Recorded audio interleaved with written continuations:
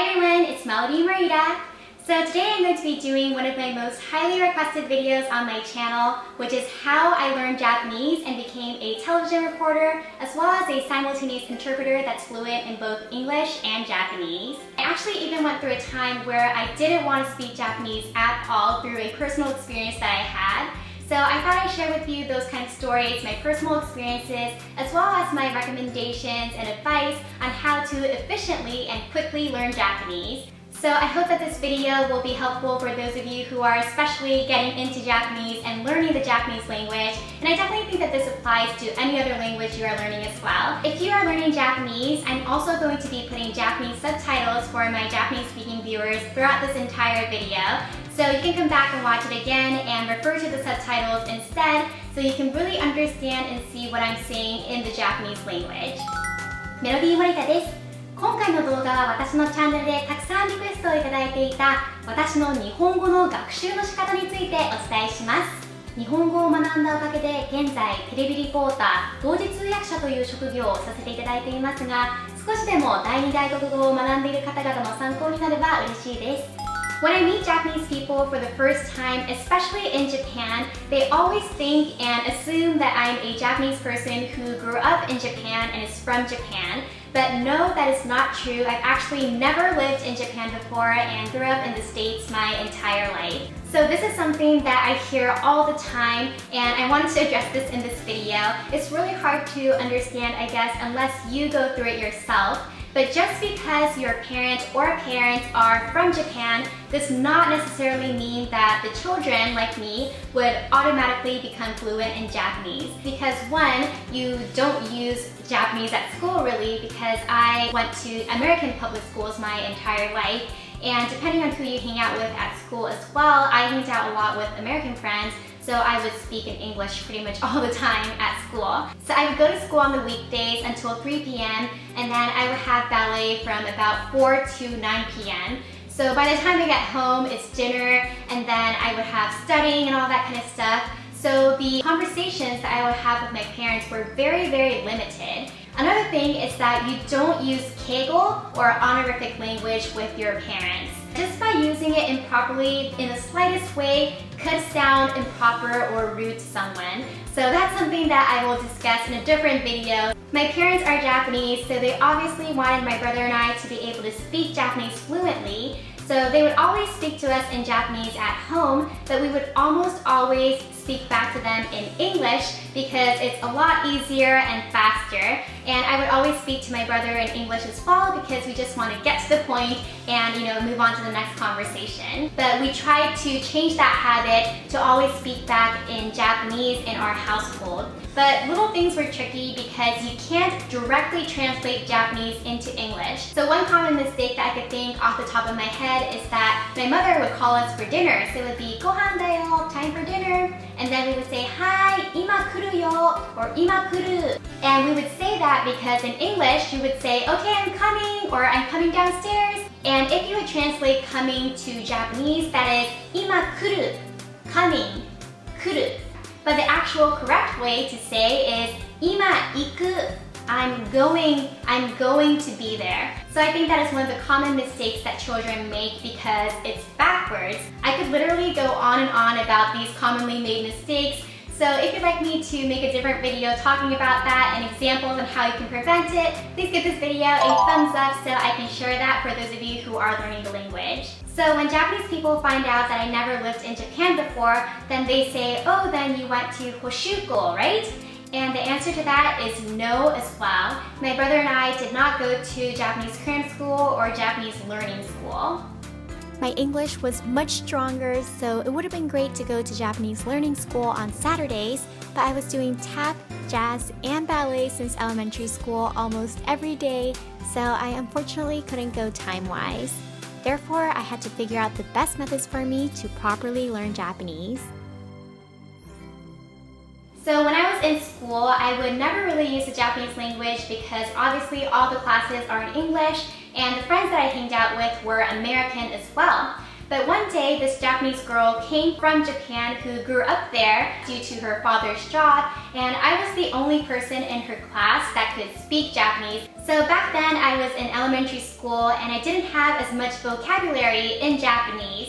So I was trying my very best to help her out with all the words that I can. I was trying to simultaneously, translate for her, tell her what the teacher was saying, help her out with her homework, all that kind of stuff, on top of doing my own things.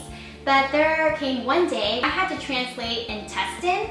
But intestine is a word that you don't really use in real life. At that time, especially because I was an elementary school kid, I didn't know how to say intestine in Japanese, and intestine in Japanese is cho. But because I didn't know that word, I said onaka, which means stomach or tummy.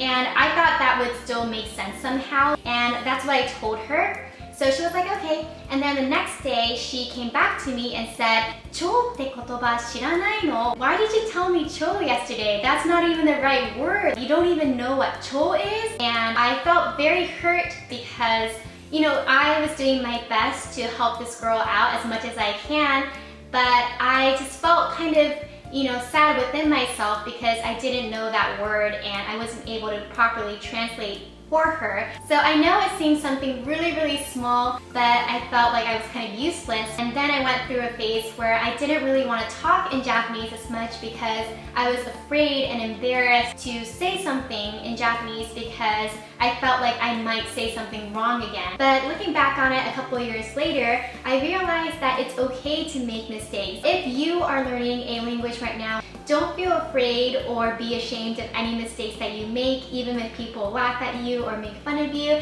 That's totally okay, because if someone does something like that to you, that doesn't make them at a higher level than you are. Definitely don't be scared to use it in public and to go up to people and talk to them in that language, because that's the only way that's going to also help you improve and continue to use it in your daily life. So now that you have the background of my Japanese learning, now I'm going to talk about the tools and what I used to learn Japanese over the years. So there are several things that I did, and the first thing that I definitely think is one of the best ways to get into Japanese and to learn Japanese is to listen to Japanese music and to watch Japanese TV shows and movies. During middle school, I coincidentally came across a song called Eiko no Kakehashi by Yuzu, which was the official Japanese song for the Olympics. It was the first Japanese song I fell in love with so much that I listened to it over and over again, wanting to fully understand the deep meaning of the lyrics. And this was a song that inspired and motivated me to start learning and speaking in Japanese again. Even to this day, I play this song on the piano when I'm feeling down, and it encourages me to keep moving forward.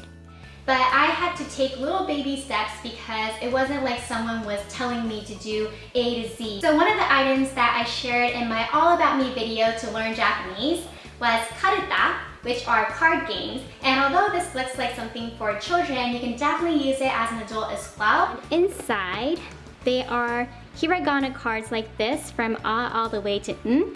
And you would basically scatter it all over. And then one person is going to read off these cards that are in sentences, and as you can see, the first letter of the sentence is ma. So as soon as you hear the first letter of the sentence, everyone else is going to try and tag the correct one. So this one is ma, but it's kind of confusing because there are similar ones like mo. Like if it's upside down, you can accidentally tag this instead and stuff. I think it's a great way to train your brain because you have to hear it, look at these, and tap it right away. So you're supposed to play this maybe with at least 3 people, but I think the more the better. That way it didn't seem like studying and I was having fun while learning Japanese. And over here I have a few of the textbooks that I use to learn Japanese. They are called Adventures in Japanese. And these are 3 and 4, so they're more the advanced levels that include kanji, but they have ones for beginners as well. As you can see, the instructions are in English as well, so it was really easy for me to get into since it wouldn't be stressful or anything like that. And I also like the fact that this textbook or workbook included a lot of Japanese culture, like cities, poems, famous places to visit, Japanese culture again. I highly recommend these textbooks because they're a great tool for learning Japanese from beginners to advanced levels. So I'm learning Japanese culture as I learn how to read and write properly. So I do think that it's important to get a book or two and really get down the basics. Because if you don't really learn the basic grammar rules or hiragana and katakana and just jump to kanji and all the harder parts of the Japanese language, then I think that's just gonna get really confusing later on. I also created a video on my second channel of additional information and clips that I couldn't include in this one since I didn't want it to get way too long. So if you'd like to see more tips and things that I did to get into Japanese and improve my Japanese over the years, you can check that video out by either clicking the screen or watching it from the video link in the description box below after this one. Some pages I would write 2 or 3 pages. I have like a full page on sushi. I will write anything that I recommend for you in the description box below, so check it out.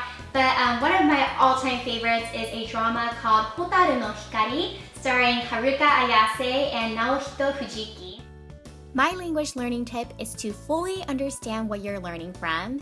So 1, instead of watching a whole bunch of different dramas at once, find one drama that you really love and watch that with English subtitles over and over again to the point where you can almost memorize the lines. Secondly, after you've watched it several times and fully understood the storyline, then try watching without the subtitles. Thirdly, if there are any parts you couldn't understand, go back to watching with English subtitles again so you can remember it and jot it down if you'd like. Repeat this process and you'll be surprised at how much you have absorbed from it and can understand Japanese because you've watched it over and over again. It'll greatly help you memorize a variety of words, phrases, and sentences that you'll be able to use for yourself when the same appropriate situations come. So although I've never lived in Japan, I was able to teach myself Japanese and get to a job where I am interfering with Japanese media and using the Japanese language. It doesn't necessarily mean that you have to move to Japan or live in Japan for a certain period of time to actually learn the language. Because I was able to learn Japanese by enjoying it, that has really opened so many more doors for me, and I am open to any sort of questions that you may have, so please leave your questions in the comment section below and I will try my best to answer all of them as best as I can. Please give this video a thumbs up and subscribe to my channel if you'd like to see more of Japanese teaching videos on my channel. Thank you so much for watching until the end and have a great week. Bye!